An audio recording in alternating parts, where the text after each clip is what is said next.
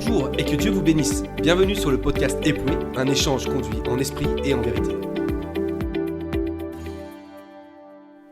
Nous sommes l'Église pentecôtiste unie en Europe et aujourd'hui nous allons nous poser la question « Dieu m'a-t-il parlé avant de devenir chrétien ?» On va donc s'interroger sur l'appel de Dieu. Pour partager leurs expériences et vous accompagner dans la réflexion, je suis accompagnée de Sébastien, pasteur de l'Église de Marseille, et de ma sœur Lina, tous les deux servant le Seigneur depuis plusieurs années, et avec un témoignage que vous verrez, il est merveilleux. Bienvenue à vous deux. Bonjour à tous. Merci. Bonjour. Bonjour. Merci d'être ici avec nous. Donc vous avez tous les deux connu le Seigneur à des moments très différents de vos vies. Pasteur, toi tu as grandi dans un foyer qui était non chrétien, et tu as vécu de nombreuses années dans le monde. Et donc ma question aujourd'hui c'est, pendant ces années-là, est-ce que tu penses que le Seigneur t'a parlé? Est-ce qu'il t'a guidé? Parce que même si tu ne le connaissais pas encore, lui, il te connaissait déjà. Exact. Ben, oui, c'est clair, comme dit la parole, le Seigneur nous connaît dès le ventre de notre mère déjà, donc c'est clair que le Seigneur a un propos avec chacun d'entre nous qu'il a depuis longtemps. Et effectivement, moi j'ai grandi dans un foyer qui était non chrétien, donc c'est vrai que c'est pas chez moi que j'ai entendu parler du Seigneur. Mais alors, je sais que Dieu m'a parlé. Aujourd'hui, j'ai analysé un peu ça, j'ai réfléchi à tout ça, et j'ai vu que Dieu m'a parlé à plusieurs reprises.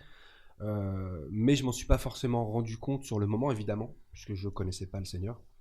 D'ailleurs, ça me fait penser un petit peu à l'histoire de Samuel, le prophète Samuel, qui a été appelé par Dieu. Dieu l'a appelé 3 fois avant qu'il comprenne que c'était Dieu qui l'appelait et qu'il réponde au Seigneur.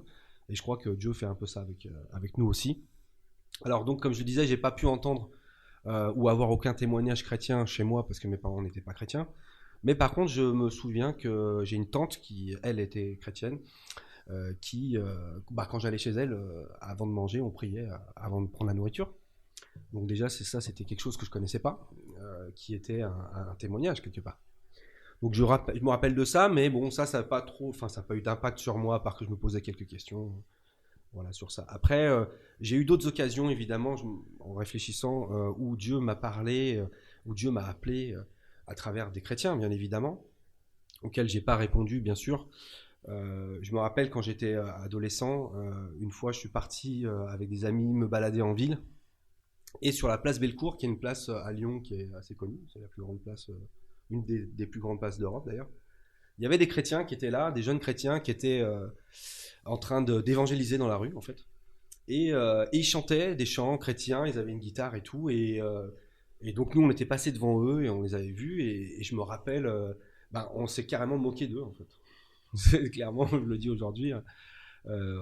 Voilà, moi je connaissais pas le Seigneur évidemment, mais ça nous a fait rire en fait leur façon de faire, parce que je me rappelle très bien qu'ils ont commencé à tous crier le nom de Jésus, et il y en a un qui disait donnez-moi un J, et tout le monde disait J, donnez-moi un E, et tout le monde disait E, etc. Voilà, Jésus quoi, il disait chaque lettre du Seigneur. Ouais, c'était rigolo en fait de les voir, parce que moi en fait finalement il y avait un enthousiasme, il y avait une joie qui était quand même visible, vous voyez. Que vous ne compreniez pas. Hein. Voilà, moi je comprenais pas du tout ce que c'était, mais ça me faisait rire de les voir comme ça, parce qu'ils étaient exaltés en fait. C'était vraiment des chrétiens qui aimaient le Seigneur et qui avaient envie de le partager avec tout le monde. Mais sur le moment, moi comme je le connaissais pas, ça m'a pas parlé du tout, bien évidemment. Et je vous dis, j'ai plutôt rigolé sur leur façon de faire les choses, quoi. Mais voilà, maintenant avec le recul, je me rends compte que là, à ce moment-là, quand même, j'aurais pu avoir une bonne occasion d'entendre l'évangile, d'avoir un témoignage de la part de chrétiens, et surtout que c'était vraiment des chrétiens qui étaient là pour évangéliser, qui étaient motivés et qui étaient exaltés pour le faire, quoi.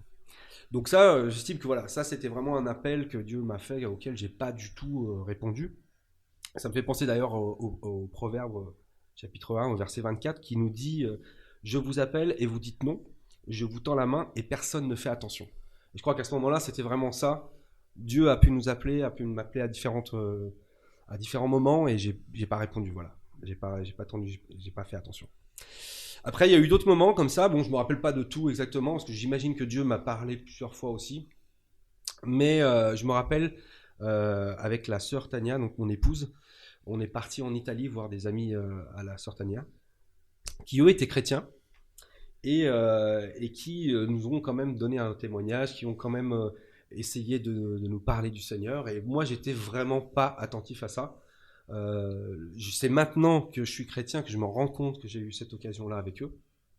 Mais vraiment, sur le moment, j'étais pas du tout ouvert, quoi, en fait. Et je me rappelle d'ailleurs que pendant ce voyage-là en Italie, j'avais une lecture, j'avais un livre que je lisais, et c'était Dracula de Bram Stoker. Donc, vous voyez, c'est vraiment pas chrétien. Très éloigné, oui. Voilà, c'était vraiment là, j'étais pas dans l'esprit pour entendre le Seigneur. Donc moi j'étais sur ça. Mais par contre, eux, voilà, donc c'était des chrétiens, ils étaient super gentils, bien évidemment. Ils ont été très accueillants avec nous. Ils ont invité la sœur Tania à aller avec eux à l'église le dimanche matin. Donc la sœur Tania avec la sœur Malena, ils sont allés à l'église, mais moi non, moi j'ai refusé. Je suis resté à dormir en fait. Donc j'ai complètement refusé ça. C'est vrai que ça aurait pu être une occasion, parce que du coup ils m'invitaient à l'église et tout, j'aurais pu écouter l'évangile à ce moment-là, vraiment clairement. Mais j'ai refusé. Je me rappelle aussi, pareil, quand on est passé à table, bien évidemment, ils ont prié avant de manger. Et moi, c'est quelque chose qui est vraiment étranger pour moi, mis à part, comme je disais, ma tante qui le faisait quand j'allais une fois de temps en temps chez elle. C'est quelque chose qui était vraiment étranger pour moi, le fait de prier avant de manger, c'était pas quelque chose. J'imagine que peut-être c'est quelque chose que tu voyais dans les films ou des choses comme ça. C'est genre la petite maison dans la prairie où tu vois Charles Ingalls qui va prier avant la nourriture, ce genre de truc. Voilà, tout à fait dans des films ou quoi, mais en vrai, en vérité, je le voyais pas. Déjà, je le voyais pas chez moi. Après, je sais pas pour vous, peut-être que c'était plus quelque chose que non, moi c'est pareil, c'est quand je suis venue au Seigneur que je voyais les frères et sœurs qui priaient avant de manger. J'avais vu ça, pareil, dans les téléfilms américains. Je connaissais pas du tout ça dans mon foyer, donc c'était très étrange de voir ça. Et ça touchait, en fait. C'est ça, mais ça nous paraît étrange, en fait. C'est ça qui est important, c'est qu'on se dit, mais qu'est-ce qui se passe, pourquoi, on comprend pas. D'ailleurs, moi-même, je vous donne un petit témoignage comme ça. À mon travail, à un moment donné, on va à la salle de pause pour manger et je prie et moi donc je ferme les yeux et je commence à faire ma prière dans ma tête, quoi, vous voyez. Et mon collègue donc qui me connaissait pas à ce moment-là me voit, il me dit mais qu'est-ce que t'as fait? T'as fait une micro-sieste là ou... Il a pas compris ce qui s'est passé. Profite pour te reposer. Voilà, il a cru que j'étais fait une petite micro-sieste avant de manger. Non, je lui dis non, je suis pris. Et du coup, ça a été un témoignage parce que j'ai un moyen de lui apporter. Ça a été une opportunité pour témoigner. D'ailleurs, j'encourage tous les frères à bien prier en public quand vous êtes quand vous on a allez l'occasion. manger, parce que c'est une occasion de partager, évidemment. Donc là, moi, je me rappelle que ça m'avait marqué. Ça m'avait marqué à me dire ah tiens, il prie et tout. Mais voilà, c'était encore une occasion manquée pour moi d'un moment où effectivement j'aurais pu écouter l'évangile, j'aurais pu recevoir. Ils nous ont parlé quand même du Seigneur Jésus pendant toutes ces vacances-là où on était chez eux en Italie. Et j'aurais pu recevoir quelque chose, mais malheureusement, je ne l'ai pas fait. Donc après, il y a eu d'autres occasions aussi, mais bon, jusque-là, je n'avais pas répondu à l'appel de Dieu. Et toi, Lina, donc toi, tu as grandi dans un foyer chrétien et ta mère, elle était fidèle à Dieu. Et tu es même allée à l'église quand tu étais petite. Oui, c'est ça. À ton adolescence que tu t'es écartée. Oui, c'est bien ça. Et j'ai eu la bénédiction d'être élevée dans un foyer chrétien. Bon, ma mère, elle est chrétienne pentecôtiste évangéliste.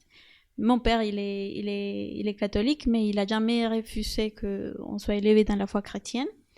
Et c'est vrai que j'ai eu la bénédiction de toujours être baignée dans la parole de Dieu, de savoir qu'est-ce que c'est prier avant le repas, et de louer le Seigneur en famille, d'aller à l'école le dimanche. Quelle bénédiction. Oui. J'aurais tellement aimé. Ouais. Mais à ce moment-là, je ne le voyais pas comme ça. Quand on est petit, on se rend pas compte de la bénédiction que ça représente vraiment. Et c'est jusqu'à ce qu'on a un peu de recul qu'on se rend compte que le Seigneur vraiment nous a bénis. Et du coup, oui, j'étais baignée dans tout ça aussi, et à la maison, à travers des lectures, des contes, des histoires un peu adaptées aux enfants. Et le Seigneur m'a parlé de plusieurs façons. Et aussi avoir l'habitude d'aller à l'église depuis petit, de voir les frères et les sœurs louer le Seigneur, et d'avoir aussi un enseignement adapté pour les enfants, c'est quelque chose de très important et qui a mis des bonnes bases, en fait, je pense, dans ma vie chrétienne. Mais ce sont des appels qu'à ce moment-là, des appels que j'ai pas acceptés. j'ai pas décroché en fait. Et même j'ai eu des moments quand j'étais petite ou des moments de louange, des cultes où les enfants passaient des vins et où on priait et on sent la présence de Dieu, même enfant, on la sent et on est touché, on ne comprend pas ce qui se passe, mais le Seigneur il est déjà en train d'appeler les enfants à ce moment même. Et moi, il me parlait directement. Moi, je n'ai jamais douté de l'existence de Dieu. Malgré que des années après, je me suis éloignée, j'ai jamais douté que Jésus est Dieu, qu'il est vivant et qu'il est un Dieu réel parce que je l'ai vécu depuis petit, je l'ai vu, j'ai vu des miracles, j'ai eu des expériences avec lui. Et du coup, oui, pour répondre à ta question, il m'a appelé plusieurs fois, mais je n'ai pas répondu. Et c'est sûr que c'était après l'adolescence n'a pas été une période évidente pour moi. Et c'est le moment où on prend des décisions, qu'on commence à prendre des décisions pour soi. Et la manière dont on veut mener sa vie. Exactement. Et prendre ses propres décisions, ses choix de vie. Oui, exactement. Et c'est à ce moment-là où j'ai commencé un peu à me laisser beaucoup influencer par des amitiés que j'avais à ce moment-là. J'ai toujours été une personne très sociable et qui va toujours vers les gens, qui n'a pas peur de parler, même si aujourd'hui je suis un peu timide devant le micro. Mais j'ai toujours eu l'habitude d'être entourée des gens et ça, je pense que je ne m'ai pas protégée assez à ce moment-là. Et beaucoup de choses ont commencé à m'influencer. C'est là où... on connaît le péché depuis petit parce que quand on est petit, on fait de bêtises. Mais c'était là où consciemment, je savais que je désobéissais et j'ai commencé à voler. C'est là où j'ai commencé à fumer, j'ai goûté de l'alcool. Et après, j'ai lâché l'église. Il y a eu un moment donné où j'ai arrêté d'aller à l'église. Alors, il faut savoir que là où je viens, l'église, elle est bien développée et on a des cultes presque tous les jours de la semaine. On peut choisir, si je ne vais pas samedi et dimanche, je peux aller mardi, mercredi, jeudi. Mais j'ai commencé j'allais samedi et dimanche, et j'ai arrêté d'aller samedi, qui c'était les cultes des jeunes, et dans un moment donné, j'ai tout lâché, j'ai arrêté d'aller aussi les dimanches. Et c'est ça, en fait, rater les enseignements de l'église, et ça, et en plus arrêter la prière et la louange à la maison, ça a eu des effets catastrophique dans ma vie chrétienne et voilà, après je me suis éloignée complètement. Et donc après tous les deux ces appels manqués, ces actes manqués, qu'est-ce qui a fait que vous soyez revenus vers le Seigneur? Quel a été l'appel où vous vous êtes dit waouh, ça c'est Dieu qui est en train de me parler et je ferais mieux de répondre? Après moi je pense que voilà vraiment la sœur Léna et moi-même on a vraiment un témoignage différent du coup parce que elle a quand même baigné dans le christianisme, dans l'évangile et tout ça, à l'église et tout. Moi, j'ai pas eu du tout droit à ça, quoi, en fait, hein, pas du tout. Donc, je pense que l'impact après, pour moi, elle est... soit j'ai pas répondu du tout aux appels qui ont été donnés, comme j'ai expliqué, soit, voilà, le jour où j'ai vraiment entendu l'appel et que j'ai été attentif, moi, ça a été radical, en fait, parce que j'ai écouté l'évangile une fois et j'ai donné ma vie au Seigneur. Bon, après, je sais que j'ai un témoignage un peu spécial et que c'est pas tout le monde qui est comme ça, mais après, je pense que Dieu, lui, veut nous appeler depuis toujours et il a un plan pour chacun d'entre nous. Et l'histoire de la sœur Lina, ça prouve qu'en fait... c'est pas parce qu'on est né dans l'église que on doit pas faire sa rencontre personnelle avec le Seigneur Jésus-Christ. Exactement, c'est ça. Ça, je pense que c'est hyper important que chacun comprenne qu'il doit faire sa relation et sa rencontre personnelle avec le Seigneur Jésus-Christ, quel que soit d'où il vient, quels que soient les péchés qu'il a fait, quelle que soit la vie qu'il a eue. Parce que bon, t'as parlé que t'es né dans l'église, que t'avais tout ce qu'il fallait en fait finalement, parce que des cultes, un culte tous les jours, on aimerait bien avoir tout ça, un peu quand même. Donc ça c'est pas mal, des parents chrétiens et tout, donc ça c'est une chance quelque part. Par rapport à moi, on peut dire que c'est une chance, mais on se rend pas compte. Voilà, tu dis que tu t'es pas rendu compte de la chance que t'avais quelque part, et puis finalement tu t'éloignes du Seigneur, ou tu vas aller un peu dans le monde. touché un petit peu à tout. Bon voilà, moi j'ai pas eu le droit à ça. Par contre, je suis bien allé dans le monde, j'ai touché un petit peu à tout aussi, effectivement. Je me suis vautré même dedans. Donc moi, ça m'a vraiment amené à arriver à un moment dans ma vie où tout était en fracas, en fait, où tout était en désordre. Voilà, j'étais dans la drogue, dans l'alcool, j'étais dans tout ça. Et donc c'est mon épouse, la sœur Tania, qui elle a donné sa vie au Seigneur 6 mois avant moi, qui allait à l'église donc. Toutes les semaines et donc j'ai vu le changement en elle, j'ai vu des choses aussi, donc je pense qu'à travers ça évidemment Dieu m'a appelé aussi à ce moment-là, puisque la sœur Tania bien sûr mon Bien épouse, sûr, elle utilise des personnes pour nous appeler aussi. exactement, donc là elle me proposait régulièrement de venir à l'église et donc appel auquel je répondais toujours à la négative. Je me rappelle lui avoir dit je mettrai jamais un pied dans ton église, bien clairement, voilà, ça ne m'intéressait pas, je voulais absolument pas répondre à cet appel-là. Mais elle a pas. été persévérante. Elle a été persévérante et je la remercierai toujours pour ça et bien évidemment, et en plus elle a demandé elle a demandé la prière à l'église. C'est ça, je pense que c'est la prière aussi qui a beaucoup agi. Et c'est la prière non seulement d'une sœur qui veut que son compagnon vienne au Seigneur, mais aussi de toute une église qui prie pour une sœur, etc. Donc ça, c'est la puissance de la prière. D'ailleurs, je pense que quand j'ai répondu à l'appel, pour moi, je suis persuadé aujourd'hui que c'est évidemment Dieu qui m'a convaincu de répondre à cette invitation. En fait, il y avait une convention. Et donc mon épouse, la sœur Tania, m'a dit on a une convention à telle date, est-ce que tu peux venir, est-ce que tu voudrais venir et tout ça, et moi j'ai dit non, puisque ma réponse était toujours une fois de non. plus. Non, non, merci. Voilà, donc Dieu lui-même m'avait appelé plusieurs fois, vous avez vu, j'ai dit non. Là Tania m'appelait, je disais non aussi, voilà, c'était ma réponse classique. Et en fait, voilà, il y a eu un moment. Alors moi, à cette époque-là, je faisais de la musique dans le monde, je faisais du reggae et tout, et j'avais un concert c'était dans la montagne, je crois que c'était en Savoie. Et à la fin du concert, on sort dehors voilà, on était à la Belle Étoile. Après le concert, on se reposait, on prenait du temps. Et à ce moment-là, je sais pas, j'ai commencé à réfléchir à ça. Et je me suis dit, je vais aller à cette convention. Je vais aller à cette convention. Et aujourd'hui, je sais que c'est Dieu qui m'a convaincu à ce moment-là, qui a agi avec son esprit pour me faire prendre cette décision. J'ai dit, je vais rentrer et je vais dire à Tania, ok, je vais aller à ton truc là, je sais pas quoi.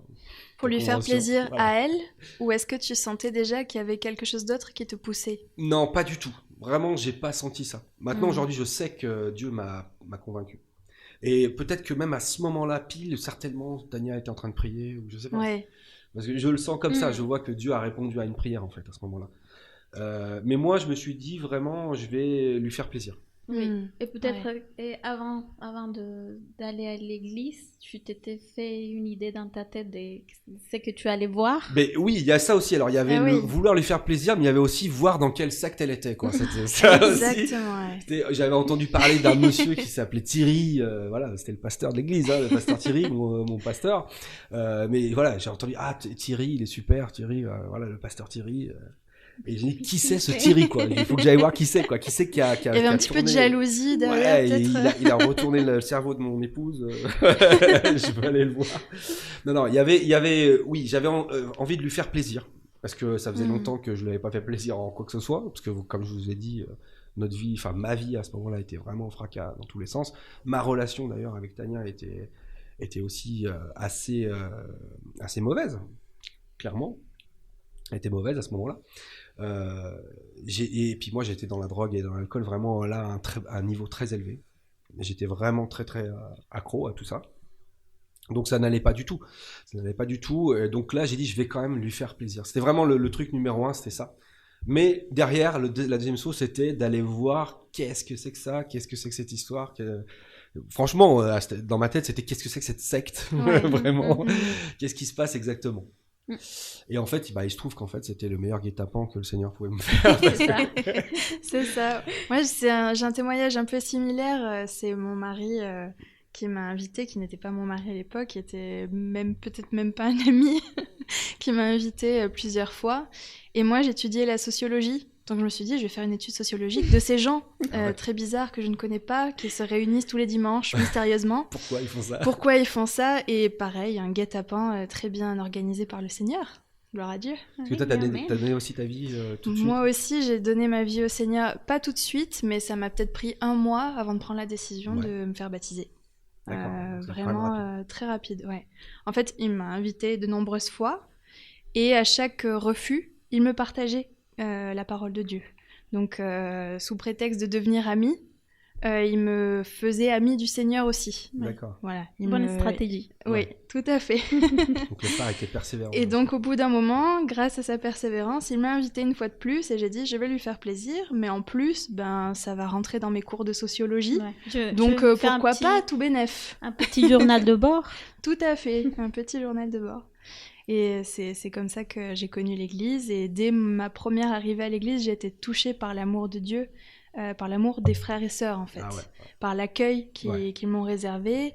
Et tout de suite, je comprenais pas ce qui m'arrivait. Vraiment. Bah, moi aussi, c'est pareil. Quand je suis rentré dans l'église, alors je vous explique le contexte. J'ai dit à Tania, vas-y, parce que moi, je suis resté dehors pour finir ma cigarette. Donc, ça, c'est le contexte. C'est très important parce que, évidemment, je fumais encore à ce moment-là. Et quand on fume une cigarette, on sent très fortement la cigarette. Donc, je plains le frère qui m'a accueilli. Parce que Eh le ouais. frère qui était à la porte, quand je suis rentré, il m'a tout de suite pris dans ses bras. Bon, j'avais les dreadlocks, la barbe très longue et tout ça. Enfin, il savait que c'était moi parce que j'étais avec la sœur Tania, donc il se doutait que c'était certainement la personne pour laquelle il priait depuis 6 mois. Mhm. Donc il était le hyper compagnon content de de me la voir sœur Tania. et il m'a accueilli comme jamais, quoi. On m'a jamais accueilli comme ça nulle part. Tu Pourtant, étais la réponse à une prière. voilà, c'est ça. Mm. Donc c'était le frère était dans la joie et il m'a pris dans ses bras. Ah, bienvenue. Et et alors que donc moi je devais sentir la cigarette, c'était un truc horrible. Et j'ai senti vraiment là l'amour de Dieu. Et c'est comme tu disais, c'est impactant. Ça c'est très Ouais. très impactant, vraiment. Donc on voit l'importance pour nous les chrétiens aussi de faire refléter l'amour de Dieu, hein, refléter l'amour de Dieu envers ceux qui ne le connaissent pas, parce que c'est comme ça que ça marche. Hein. C'est pas quelque chose qu'on se force à faire, c'est quelque chose de naturel, mais ça se sent vraiment très très fort, très très fort. Et aussi on voit la persévérance du frère José qui Oui, t'a parlé. voilà, c'est ça. Et toi, de la sœur Tania. Voilà, la sœur Tania qui n'a cessé de m'inviter, hein, toujours, Mm. alors que je lui disais toujours non, non, non, non. Elle a continué à le faire. Et j'imagine aussi ta mère, bien entendu, qui a prié Ah oui, ta c'est mère moi. Lina. Si je suis là, je pense que c'est un résultat des prières de ma mère. C'est certain. S'il y a quelqu'un qui ne s'est pas arrêté de prier pour moi, c'est ma mère. Elle déclarait souvent ce verset qui est en Josué 24:15 qui dit « Moi et ma maison, nous servirons l'Éternel ». Amen. Et même dans nos conversations, quand j'étais vraiment éloignée, parce que bon, tout à l'heure je vous racontais, mais j'étais loin aussi, et elle me disait « Moi et ma maison, nous servirons l'Éternel » dans nos conversations, et elle incluait comme ça le verset. Moi, je ne comprenais pas, mais c'était la foi. Elle savait sa qu'elle foi. avait un Dieu de victoire. Elle le déclarait, elle Exact. le déclarait, et voilà, on voit aujourd'hui les résultats de sa prière, c'est que le Seigneur m'a ramené encore à lui.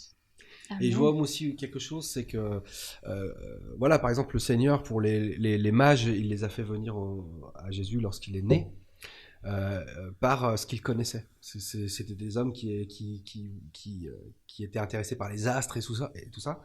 Et le Seigneur les a conduits avec une étoile, voilà, parce qu'eux, ils étaient intéressés par les astres. Donc toi, tu étais intéressé par la sociologie. C'est ça. Voilà, le Seigneur a fait en sorte que tu trouves un intérêt personnel Parce que le dans tes Seigneur, il affaires. sait à qui il s'adresse. Exactement. Mm. Et quand il est dit qu'il Il nous sait connaît comment. depuis le sein de notre mère, c'est ça vraiment. Il sait comment il va faire avec nous et il sait comment nous appeler, à quel moment, etc. Donc là, on voit les merveilles de l'appel de Dieu.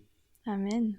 Et toi, Lina, du coup, c'est à quel moment exactement que tu as pris conscience que Dieu t'avait appelée petite et qu'il t'appelait de nouveau? Bon, le Seigneur, il a dû me changer de pays.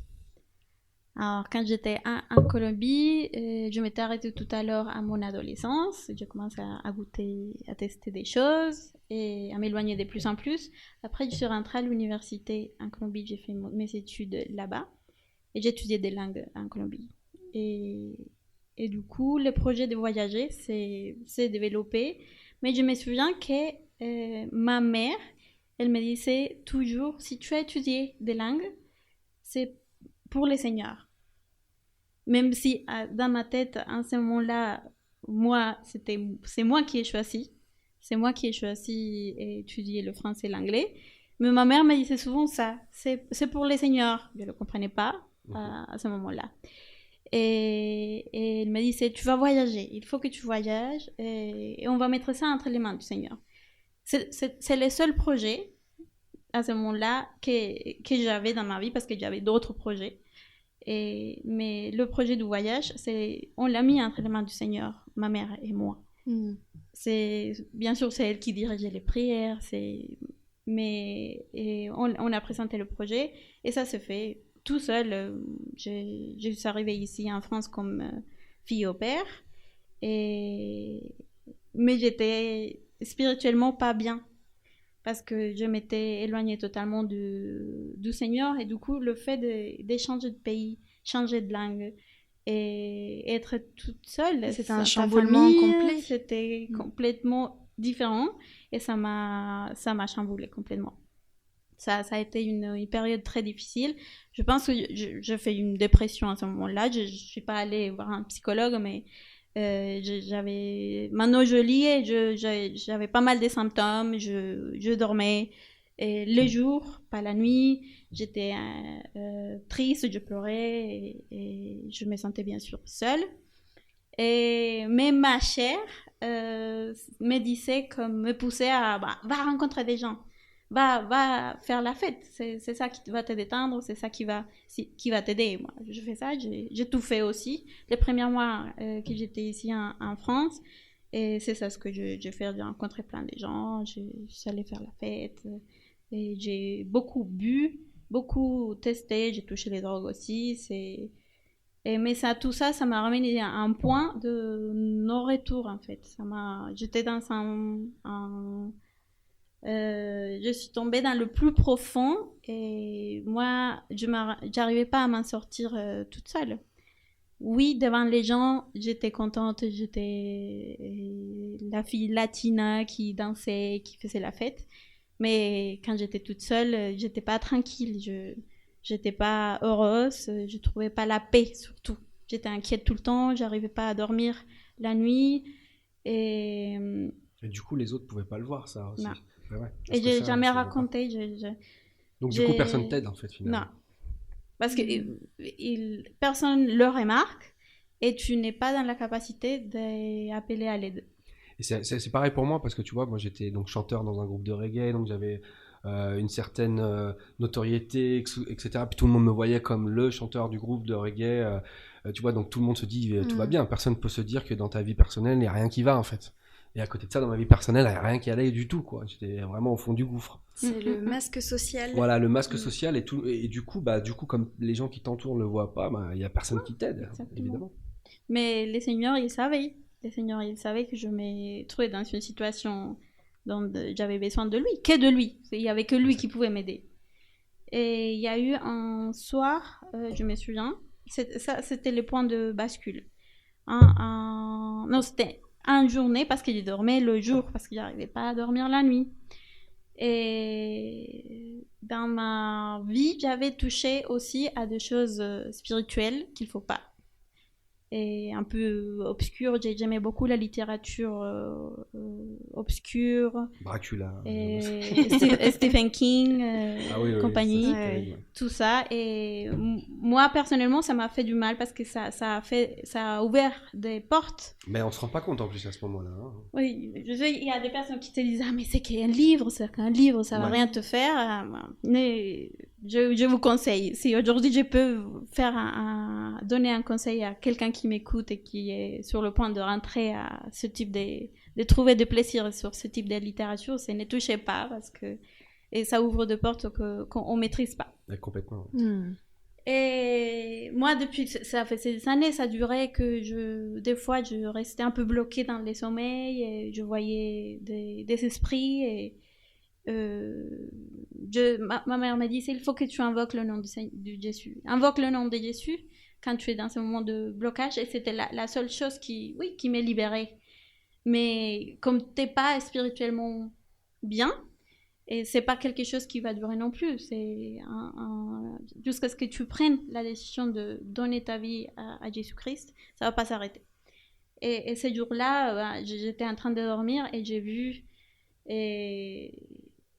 un esprit comme je l'avais jamais vu et j'ai senti sa présence sur moi et j'ai senti son oppression, un poids sur ma poitrine et vraiment ça, j'ai vu son visage et ça m'a fait flipper d'une façon, j'ai invoqué le nom de Jésus, ça s'est arrêté, et je me suis réveillée en pleurs.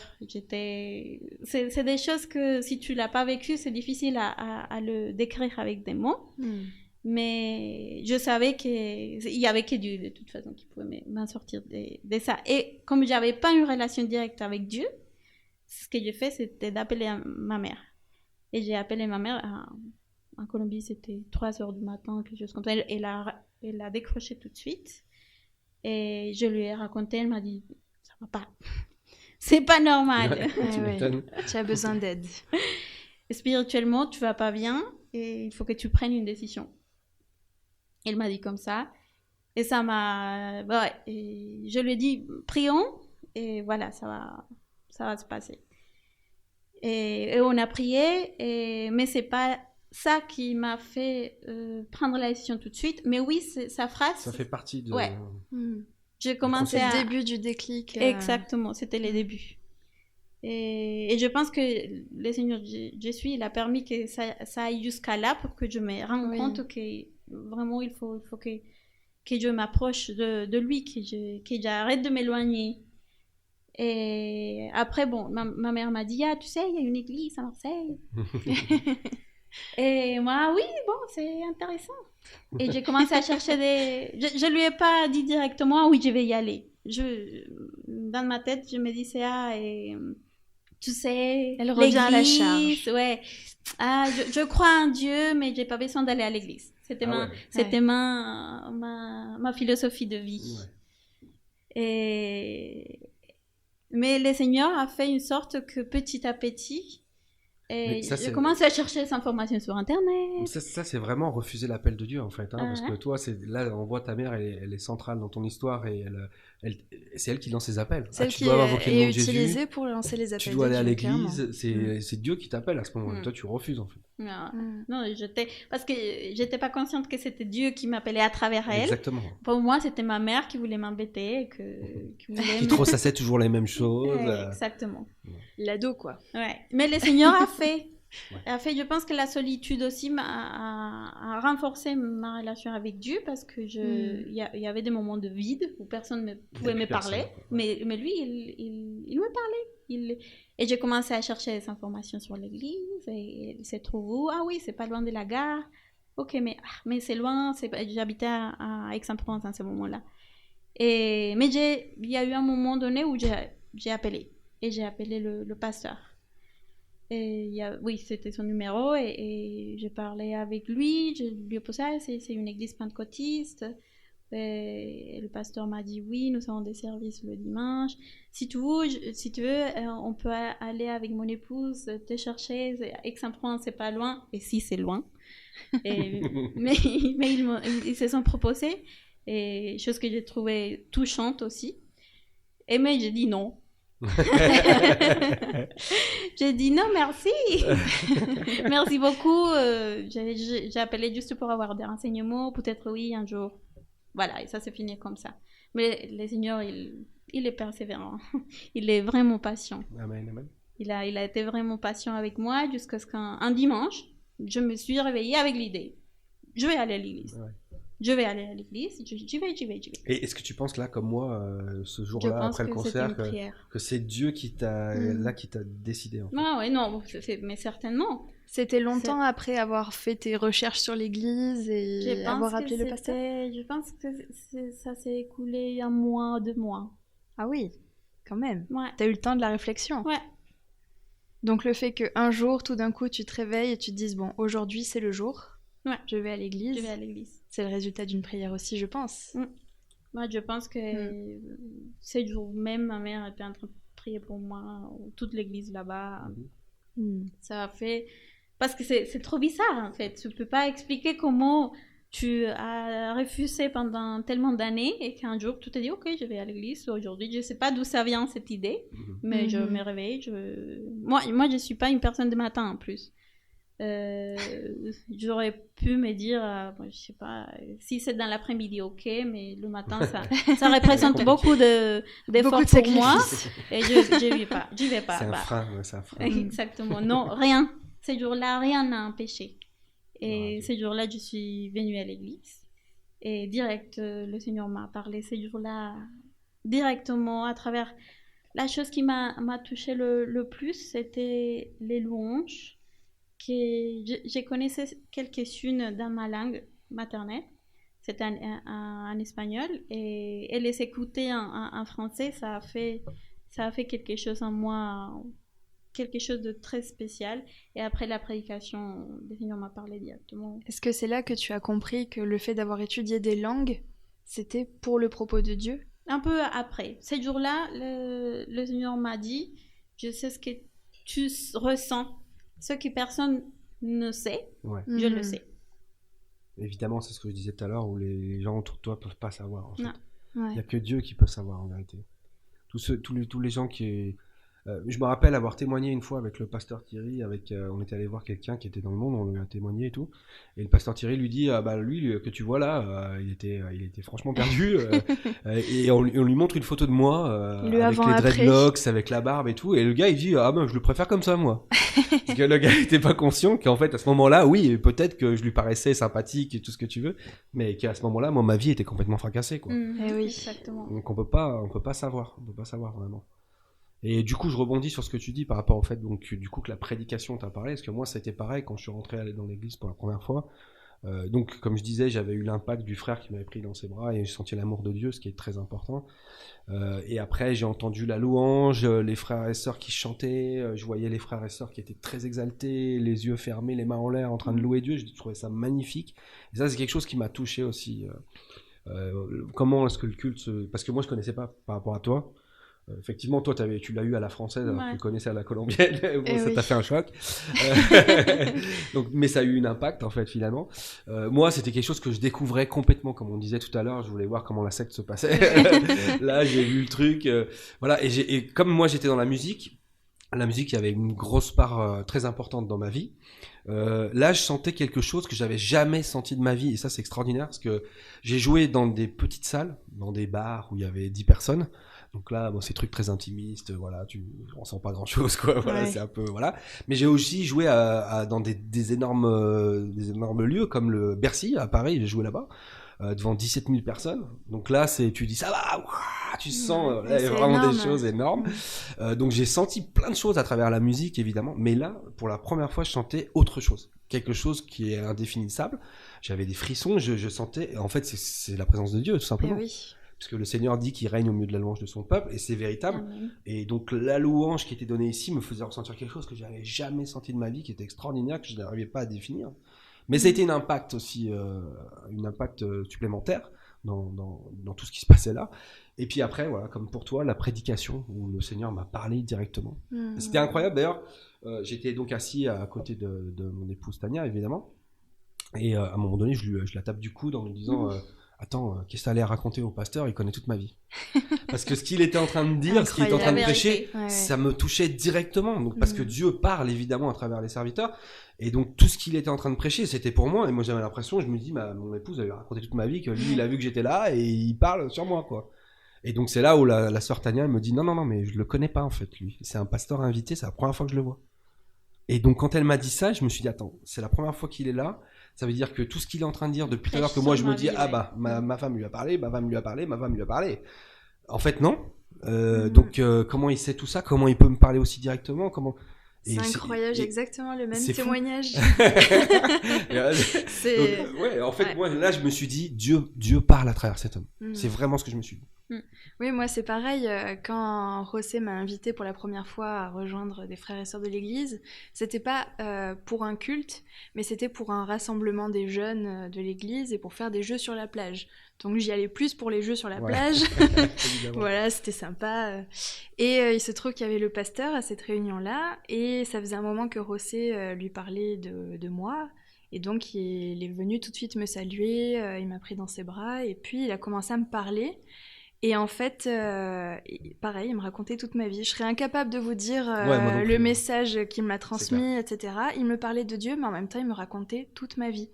Et il touchait des points que j'avais jamais racontés à José. C'est fou, ça. Je savais que lui, il aurait jamais pu lui dire, que personne dans cette église ne me connaissait, que ce pasteur, c'était la première fois de ma vie que je le voyais. Et pourtant, il m'a raconté tellement de choses. Et en fait, moi, j'ai pris peur. Oui. Je me suis pas dit, je donne ma vie au Seigneur. J'ai pas reconnu tout de suite, en fait. C'est ça. Pourquoi ? Voilà, le bug. Mais qu'est-ce qui se passe ? J'ai vraiment eu peur, mais vraiment peur, et je me suis enfuie en fait. Et j'ai même pas participé à aucun jeu, je me suis enfuie tout de suite. Parce qu'on comprend pas ça en fait. Exactement. Moi, ce qui s'est passé, mais c'est ça a planté une graine. Oui, et le dimanche suivant, j'étais obligée d'aller à l'église. Je me disais, il faut que je sache, comment c'est possible. Et c'est comme ça que je suis allée à l'église, que j'ai cédé, parce que Dieu m'a appelée et m'a parlé comme ça. Parce qu'une fois encore, c'était le seul à connaître ce que j'étais en train de vivre aussi personnellement à ce moment-là. Je me sentais très seule et il n'y avait que Dieu qui savait ça. Amen, c'est l'ami fidèle, Jésus, c'est notre ami fidèle, c'est lui qui nous connaît, c'est le seul qui peut nous aider, quoi. En fait, je pense que aussi, voilà, face à quelque chose de si merveilleux, en fait, que le fait que Dieu nous connaisse et qu'il nous parle directement à travers quelqu'un, on est obligé de se donner une raison. C'est-à-dire que moi, je me disais, ma femme lui a parlé. Ça, c'était ma raison. C'est ça. Mais du coup, après, quand on revient au rationnel tout de suite. On revient au rationnel, on essaie de se trouver un prétexte. Mais une fois que je me suis rendu compte qu'en fait, non, c'était pas ça. Moi, sur le moment, je me suis mis, les mains sur les joues et j'ai commencé à écouter attentivement. Je me suis dit, attends, si c'est pas ça, ça veut dire que Dieu parle. Et là, j'ai commencé à vraiment écouter bien. En me disant Dieu parle à travers cet homme, et j'ai été complètement fasciné tout de suite par tout ça, en me disant Dieu est en train de me parler, c'est incroyable. Et donc c'est d'où le fait que moi j'ai donné ma vie tout de suite ce jour-là, directement dans ce culte-là.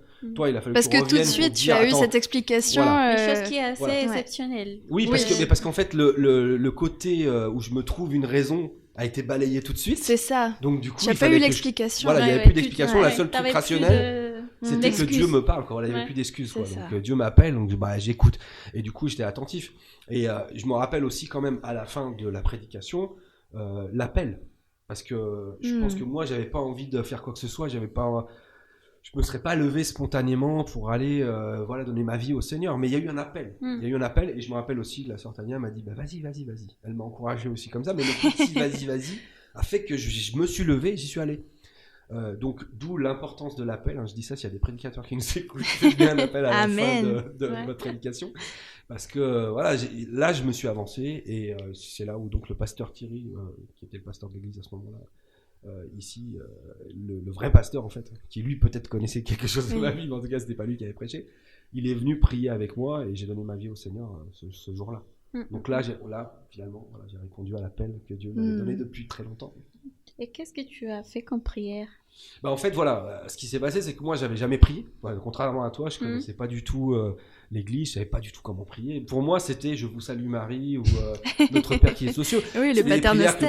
Pour moi c'était ça une prière, mais je les connaissais pas ces prières là déjà. Je les avais entendues rapidement, mais c'était impossible de les réciter, quoi. Donc quand il m'a dit est-ce que tu veux prier, j'ai dit oui, mais je sais pas comment faire. Et il m'a dit t'as juste à parler avec Dieu comme si c'était ton père. Il m'a dit ça, ou quelque chose comme ça. Et il m'a dit si tu veux je peux t'aider, on peut prier ensemble. J'ai dit oui, parce que je voulais vraiment donner ma vie au Seigneur. Et il m'a dit ça, il m'a dit est-ce que tu veux donner ta vie au Seigneur ? J'ai dit oui, je veux donner ma vie au Seigneur. Et il m'a conduit dans la prière. Il a prié en fait, il a prié avec moi, il a prié surtout lui, c'est surtout lui qui disait des choses, et moi tout ce qu'il disait j'approuvais, je répétais plus ou moins ce qu'il disait, parce qu'il m'avait dit de parler librement, de parler directement avec Dieu comme si c'était mon père, et de lui demander ce que j'avais lui demandé, etc. Et il m'a conduit dans une prière où j'ai donné ma vie au Seigneur, il m'a conduit pour donner ma vie au Seigneur, et faire de lui mon Seigneur, faire de lui mon Et c'était Dieu. ton souhait de ton cœur. Oui, c'était vraiment mon souhait de mon cœur, parce que ce que j'avais entendu, c'était ta vie, elle est dans la boue, t'es dans le péché et tout ça, mais t'es pas obligé de rester comme ça, parce que Dieu a fait quelque chose pour toi. Dieu est mort à la croix du calvaire. Oui, tu as entendu tout de suite le chemin du salut et tu l'as emprunté directement. Exactement. J'ai compris que je n'étais pas obligé de rester dans mes péchés, que tout ça me condamnait, mais que je n'étais pas obligé de rester comme ça parce que Dieu avait fait quelque chose pour moi. Et que le sacrifice de Jésus-Christ à la croix, c'était le don de Dieu pour me sauver. J'ai compris ça, et c'est pour ça que j'ai dit je veux ça, je veux le recevoir maintenant. Et d'ailleurs, quand je suis sorti de l'église, j'avais comme un poids, peut-être qu'un jour on parlera de ça dans un autre podcast, j'ai un poids qui a été enlevé, je me sentais vraiment libéré, je me sentais bien, et puis c'est là où j'ai pris la décision d'arrêter de fumer des joints, parce que je fumais énormément de joints, peut-être qu'on en reparlera aussi une autre fois, mais j'ai dit à la sœur Tania, je lui ai dit, je sais pas ce que j'ai, mais j'ai plus envie de fumer de joints, et je n'ai plus fumé de joints de ce jour-là, j'ai plus retouché un joint à partir de ce jour-là, gloire à Dieu. parce que Dieu m'a enlevé quelque chose définitivement, quoi, en fait. Parce que c'est pas la volonté qui fait qu'on arrête de se droguer ou quoi, c'est vraiment Dieu qui nous libère. Oui, c'est la libération. Et c'est ça la différence. C'est ça. Parce que là tu touches un point important et c'est et la réponse à cet appel à l'autel aussi. Et comment le Seigneur enlève le poids. Ouais. En fait, moi, c'était pareil. À la fin de cette prédication-là, je me suis mise à genoux et je lui ai dit, j'en peux plus, en fait. Seigneur, Jésus, tu sais, j'en peux plus. Et je peux plus porter ce que je porte. J'arrive plus avec cette angoisse. Ouais. Et son message à lui, c'était, donne-moi ça. C'est ça. Donne-moi tes fardeaux, donne-moi ta charge, je vais les porter. Et c'est ce qu'il a fait après. Moi, je le dis souvent à mes amis quand j'ai l'opportunité de partager mon témoignage. Le premier cadeau qu'il m'a fait, c'était la paix. C'était pouvoir dormir tranquille, pouvoir être tranquille, marcher tranquille. C'est que lui qui peut donner cette paix. Je dirais même que c'est inexprimable en fait. Ouais.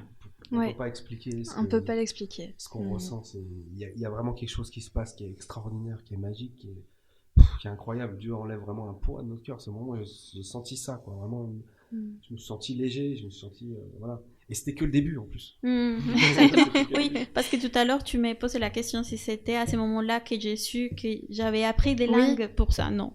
C'est venu plus tard, mais bien après.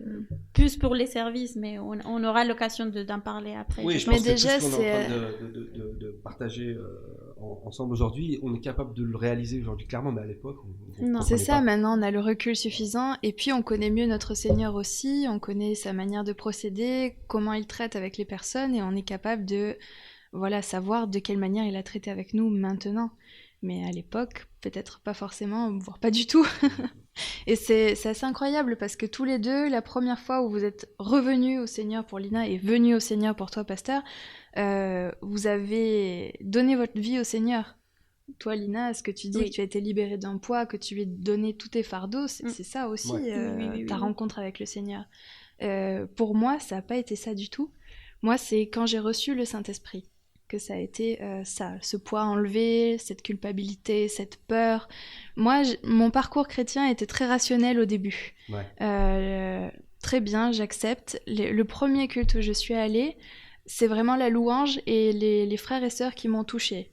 Je voyais une sœur que je considérais comme un exemple, parce que j'avais pas encore les yeux fixés sur Jésus-Christ, mais je voyais comme elle était, la joie qu'elle avait dans sa vie, la paix, malgré sa manière de vivre. Enfin, elle était pauvre, cette sœur, et c'était pas facile pour elle, et elle servait le Seigneur d'une manière, et dans mon cœur, je disais, je veux ça. Moi, je veux être comme ça. Je disais pas, je veux être sauvée. Non, je veux être elle. Ouais, je veux être comme ça. Voilà. Et donc, pour être comme ça, José me dit, prends la Réfam. C'est l'étude qu'on suit avant d'être baptisé, qui revient sur toutes les bases de la doctrine quand on souhaite faire un pas de plus vers notre Seigneur. Et donc, j'ai commencé ces études-là de Réfam avec mon pasteur et tout ça. Et au bout de quelques mois, peut-être 2 mois, j'ai dit, oui, c'est bon, j'ai envie de me faire baptiser, c'est parti. Donc je me suis fait baptiser, et c'est que 1 an après que véritablement j'ai compris. Ouais. Je comprenais de manière rationnelle, mais je comprenais pas encore dans mon cœur. Ouais. Oui. Et c'est lors d'une convention, un pasteur a prêché, pasteur invité, et c'est là, à la fin, quand il a appelé aussi à l'hôtel, à la fin de sa prédication, que là, je me suis rendue aux pieds du Seigneur, que j'ai donné ma vie et que j'ai rencontré le Seigneur Jésus-Christ. Je connaissais sa parole, je connaissais l'enseignement, la doctrine, mais je ne le connaissais pas. Ouais. Et ça change tout. Vous avez eu cette chance de le rencontrer directement, mais parfois ça peut prendre du temps. Et il faut être persévérant là-dedans, parce qu'on sait qu'il y a un appel, que le Seigneur nous appelle, donc on y répond rationnellement, mais on lui donne pas encore tout ce qu'on a, notre fardeau et notre cœur. Mais c'est là qu'on voit qu'on a tous un témoignage différent, en fait. Tout à fait. Et que Dieu traite différemment avec chacun, comme je disais tout à l'heure pour les mages. Voilà, il nous connaît, il sait comment traiter avec nous, et il va traiter avec nous d'une manière différente. Il fallait que tu passes par là, il fallait que toi tu passes par là, et moi pareil. Mm-hmm. D'accord, donc, mais par contre, là, je suis content dans notre échange de voir que finalement, Il y avait José, il y avait Tania, il y avait ta maman. Oui, Ouais. Et que ces 3 personnes sont hyper importantes en Ouais. fait, dans tout à l'histoire. fait. Elles ont été utilisées d'une Voilà. manière magnifique. Donc on voit qu'il faut qu'on continue à prier pour les âmes, qu'on Mhm. continue à inviter les gens, à les encourager. Amen, amen. Parce que c'est comme ça qu'on est sauvés. Et en qu'on fait. continue à prier pour eux parce que tout au long de notre parcours, même bien avant de rentrer dans une église, il y avait quelqu'un qui priait pour nous. Exact. Mhm. Amen. Et maintenant que vous connaissez le Seigneur, que vous êtes bien ancré en lui, est-ce que c'est plus facile d'entendre son appel et d'y répondre, de savoir comment y répondre? Moi, je dirais que oui.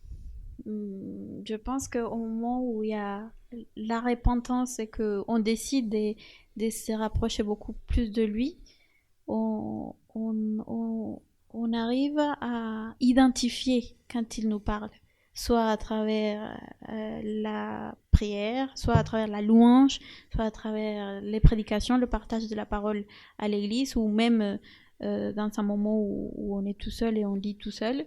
On arrive à identifier quand le Seigneur veut nous passer un message. Et surtout, que quand des fois, on peut dire non. En étant chrétien, on est aussi difficile. Oui. Clairement. Et on n'accepte pas directement, mais le Seigneur, il insiste. Ouais, parce que je pense qu'il y a différents appels en fait. Hein. Donc on a l'appel au salut, dont on a parlé aujourd'hui, mais après il y a l'appel au service. Aussi, évidemment. Amen. Oui, oui. Donc Dieu nous appelle à le servir. Donc c'est vrai que maintenant qu'on est chrétien et qu'on a vécu toutes ces choses et qu'on a vu, on a une expérience et une foi qui a grandi. Comme tu l'as dit, si Dieu nous appelle d'une manière, on va être plus attentif, on va s'en rendre compte plus vite. Mais ça ne nous empêche pas que parfois aussi ça peut être non notre retour. Parce qu'il y a un autre type d'appel, c'est un appel à la sainteté, où le Seigneur peut nous dire ah là dans ces aspects il faut que tu changes. Ouais, quoi. là, Et il là, faut on que tu peut- travailles. c'est oui. là où Ouais. on va plutôt dire non. Oui. On va avoir tendance à dire non sans s'en rendre compte. Hein. Mais ce qui est bien, c'est que comme on l'a vu encore aujourd'hui, Dieu nous appelle 1 fois, 2 fois, 3 fois et le nombre de fois où il faudra pour qu'on puisse répondre à son appel. Donc quand il nous appelle à la sainteté, on répond pas forcément tout de suite, mais heureusement, gloire au Seigneur pour ça, il nous appelle plusieurs fois jusqu'à ce qu'on se rende compte, on dit ah oui, c'est vrai que là, il faudra que je travaille. Et puis pour ce qui est de l'appel du service, oui, c'est clair que quand Dieu nous appelle au service, je crois qu'il faut toujours dire oui. Ça, c'est Amen. ma conviction Amen, personnelle, amen. mais bon, après moi je suis pasteur, donc j'ai vraiment été, répondu à l'appel au service, mais je crois qu'il faut toujours dire oui parce que pour moi, d'avoir répondu à l'appel au service a toujours été une grande bénédiction. Et Dieu m'a toujours béni à travers ça. Servir Dieu, c'est ce pourquoi je crois on est sauvé aussi. Hein. Mhm. Et comme je dis souvent, si Dieu voulait juste nous sauver et puis point, ben, il nous prendrait, on se fait baptiser dans le nom de Jésus, puis on monte Et on directement monterait au ciel. dans le tout ciel. à Quoi. fait, ouais. Non, si on est encore là, c'est pour le servir, parce que maintenant, voilà, comme on a vu, il y a des personnes qui ont été très utiles pour qu'on vienne au Seigneur, et ben nous, on va être utiles pour d'autres. Quoi. Voilà. Amen. Exactement. Mhm. Amen. Bah écoutez, je pense qu'on peut clore cet échange là-dessus. Merci, merci à vous deux, des invités de qualité, toi. n'est-ce pas? Merci à vous. Voilà, aux auditeurs qui ont entendu ce podcast, on vous laisse là-dessus, sur cet appel-là. Si le Seigneur vous lance des appels, répondez toujours oui, de la bouche de notre pasteur. Merci encore à vous d'avoir été avec nous tout au long de ce podcast. C'était l'Église pentecôtiste unie en Europe pour le podcast Epoué. Et nous vous donnons rendez-vous la semaine prochaine pour un nouvel épisode. D'ici là, vous pouvez retrouver tous nos cultes sur notre page Facebook à Epoué Marseille. Soyez bénis. Dieu vous bénisse. Que Dieu vous bénisse.